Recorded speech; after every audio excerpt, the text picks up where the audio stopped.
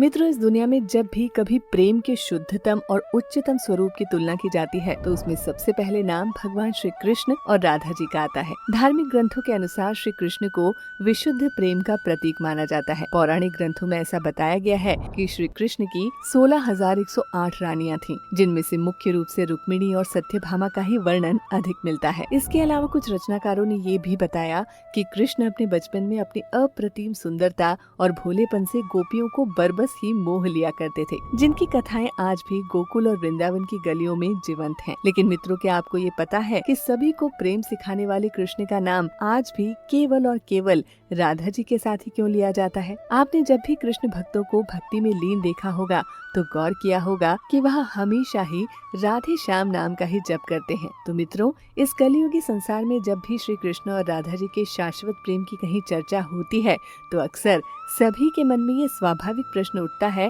कि जब आखिर कृष्ण और राधा जी के बीच इतना अधिक प्रेम था तो इन दोनों ने आपस में विवाह क्यों नहीं किया? मित्रों, अगर आपके मन में भी इस रहस्य को लेकर कौतूहल बना हुआ है कि श्री कृष्ण और राधा जी का विवाह किन कारणों से नहीं हो पाया, तो जुड़े रहिए हमारे साथ वीडियो के अंत तक। आज हम इसी रहस्य की तह तक जाने वाले हैं। नमस्कार मित्रों, स्वागत है आपका हमारे चैनल के इस नए वीडियो में। मित्रों, पद्म पुराण में आई कथा के अनुसार ऐसा बताया जाता है कि राधा जी वृषभानु जी की पुत्री थी और उनका जन्म यमुना नदी के पास किसी रावल नाम के एक गांव में हुआ था। लेकिन उनके जन्म के कुछ समय बाद उनके पिता वृषभानु जी परिवार सहित बरसाना गांव में आकर बस गए थे। हालांकि अधिकतर विद्वानों का ऐसा मानना है कि राधा जी का जन्म बरसाना गांव में ही हुआ था और वो प्रारंभ से ही बरसाना में ही पली बड़ी थी। यदि हम ब्रह्म वैवर्त पुराण की बात माने तो इसमें आई कथा के अनुसार राधा जी कृष्ण से उम्र में 5 साल बड़ी थी और उनकी सबसे अच्छी मित्र भी थी। ऐसा कहा जाता है कि जब श्री कृष्ण और राधा जी पहली बार मिले थे तो राधा जी श्री कृष्ण की एक झलक देखते ही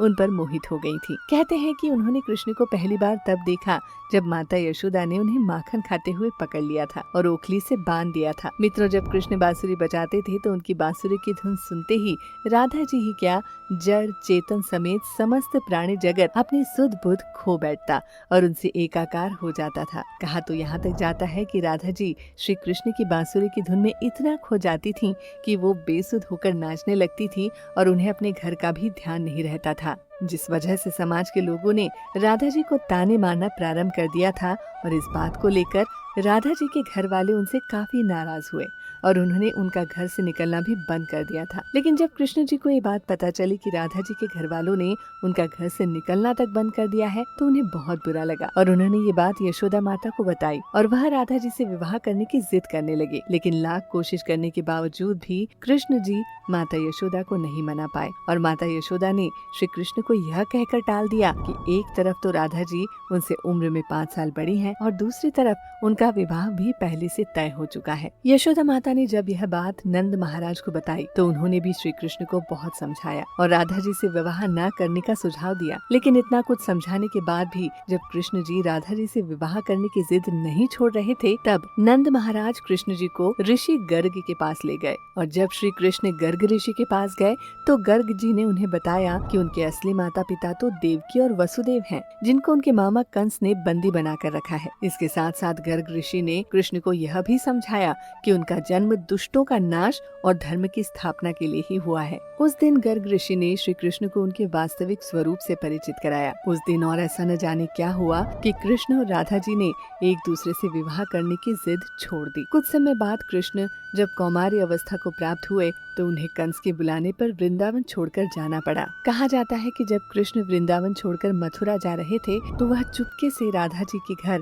उनसे मिलने पहुँचे थे और उनसे बिना कुछ कहे ही उनको अपनी बांसुरी उपहार में दे दी थी। इसके कुछ समय बाद ही श्री कृष्ण ने अपने बड़े भाई बलराम जी के साथ वृंदावन को छोड़ दिया और मथुरा की ओर निकल गए। कहते हैं कि उसके बाद कृष्ण फिर कभी वृंदावन की तरफ नहीं आए। मथुरा के बाद इंद्रप्रस्थ और फिर द्वारका नाम की अपनी एक दुनिया बसा ली। कृष्ण और राधा का मिलन इस भौतिक जगत में तो नहीं हो पाया, किंतु राधा और कृष्ण नित्य हैं, शाश्वत हैं। सृष्टि की प्रत्येक घटना और कण कण के मूल में राधा और कृष्ण ही विद्यमान हैं। वैसे मित्रों, पौराणिक कथाओं की माने तो श्री कृष्ण और और राधा जी का विवाह न होने के पीछे दो कथाएं ऐसी भी प्रचलित हैं जो इन घटनाओं के मूल में जान पड़ती हैं। जिसमें पहली कथा के अनुसार ये बताया जाता है कि एक बार ऋषि शुक्राचार्य, जो अपने आप को भगवान विष्णु से भी ज्यादा ज्ञानी मानते थे, देवराज इंद्र से रुष्ट हो गए। उसका कारण ये था कि देवराज इंद्र ने शुक्राचार्य की बजाय भगवान विष्णु को अपना गुरु बना लिया था और उन्हीं से दिव्य शस्त्रास्त्रों की शिक्षा लेने गए थे। जब शुक्राचार्य ने ये सब अपनी आंखों से देखा तो उन्होंने इसे अपना अपमान समझकर देवताओं के दुश्मन असुरों को शिक्षा देना शुरू कर दिया और उनके गुरु बन गए। असुरों का गुरु बनते ही शुक्राचार्य ने देवराज इंद्र से अपने अपमान का प्रतिशोध लेने का निश्चय किया। लेकिन उनके सामने सबसे बड़ी समस्या ये थी कि देवताओं को तो अमृतपान के फलस्वरूप अमर होने का वरदान मिला हुआ था, लेकिन असुरों को ऐसा कोई वरदान प्राप्त नहीं हुआ था। इसी वजह से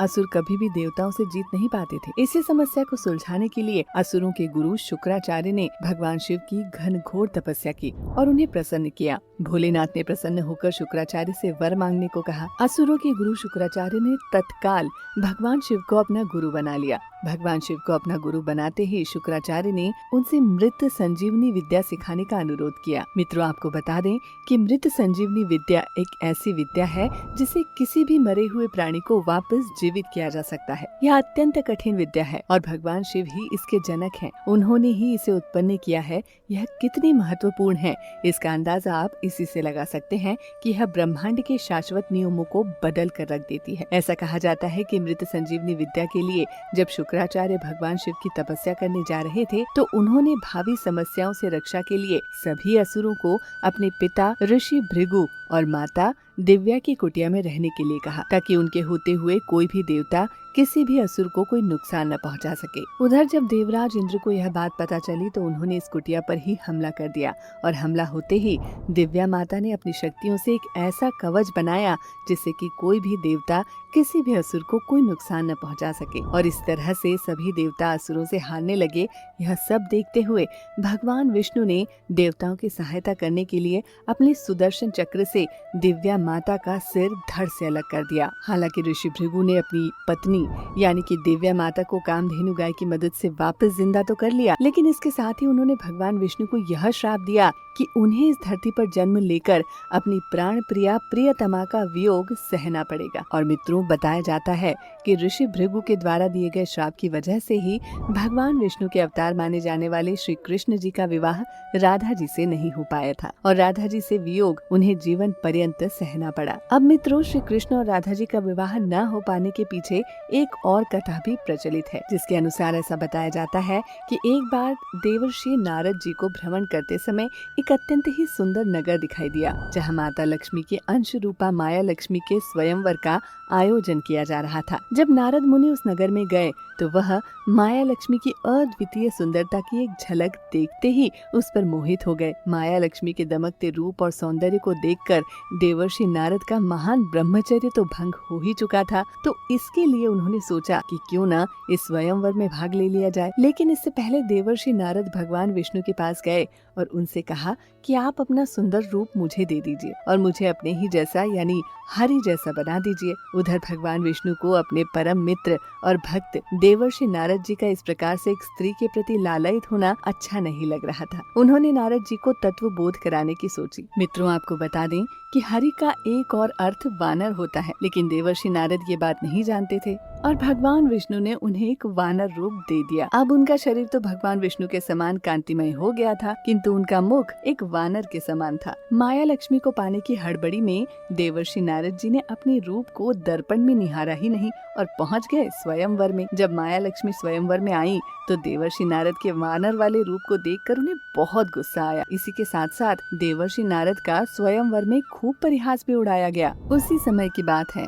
कि भगवान विष्णु भी एक राजा का रूप रखकर उसी स्वयंवर में आ गए और भगवान विष्णु के सुंदर रूप को देखते ही माया लक्ष्मी ने उन्हें अपने पति के रूप में चुन लिया और उनके गले में वरमाला डाल दी। यह सब देखकर स्वयंवर में बैठे सभी लोग देवर्षि नारद की और भी ज्यादा हंसी उड़ाने लगे और उन्हें कहा कि पहले जाकर अपना रूप तो देखो। उसके बाद जब नारद जी ने शीशे में जाकर अपना रूप देखा तो उन्हें अपना वानर वाला रूप देखकर विष्णु जी पर बहुत गुस्सा आया। इसके बाद देवर्षि नारद जी ने भगवान विष्णु को बहुत भला बुरा कहा और उन्हें श्राप दिया कि जिस तरह से मैं स्त्री वियोग में तड़प रहा हूँ, उसी तरह तुम्हें भी अपने हर जन्म में स्त्री वियोग सहना पड़ेगा। लेकिन इसके कुछ समय बाद नारद मुनि को अपनी गलतियों का एहसास हुआ और उन्होंने भगवान विष्णु से इस बात के लिए क्षमा मांगी। इसके बाद भगवान विष्णु ने नारद मुनि को क्षमा करते हुए बताया कि यह सब तो उन्हीं की माया थी, उन्हें माया के सागर से निकालने की। वैसे मित्रों, इनमें से किसी भी कथा को अगर हम आधार माने तो हमें पता चलेगा कि इन श्रापों को शिरोधार्य करने के लिए ही भगवान विष्णु ने जब कृष्ण रूप में अवतार लिया तो उन्हें अपनी नित्य प्रेयसी राधा जी के वियोग को जीवन पर्यंत सहना पड़ा। वैसे आपको क्या लगता है, इनमें से किस श्राप के कारण श्री कृष्ण और राधा जी का विवाह नहीं हो पाया? हमें कमेंट सेक्शन में जरूर बताइए। मित्रों, आज की वीडियो में बस इतना ही। अब हमें अनुमति दीजिए और वीडियो को अंत तक देखने के लिए आपका बहुत बहुत धन्यवाद।